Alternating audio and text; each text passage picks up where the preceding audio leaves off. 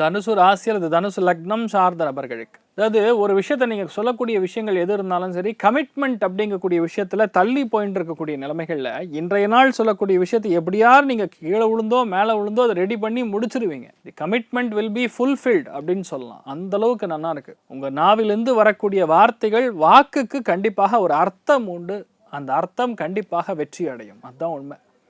குடும்பத்தில் சந்தோஷங்கள் ரொம்ப அதிகமாக இருக்கக்கூடிய வாய்ப்புகள் இருக்குது. தேவையான பணம், கடன் சம்பந்தப்பட்ட அவதிகள், நகையை கொண்டு போய் அடகு வச்சுருக்கேன், எப்போ மீட் எடுப்போன்னு தெரியல, நானே ரொம்ப இக்கட்டான நிலைமைகள் இருக்கேன் அப்படின்னு சொல்லக்கூடிய யாராக இருந்தாலும் அதை கண்டிப்பாக நீங்கள் மீட்கக்கூடிய பிராப்தம் ஏற்படும். அற்புதமான நாள். ஒன் ஆஃப் த ஃபைனஸ்ட் டேஸ்ன்னு சொல்லலாம்.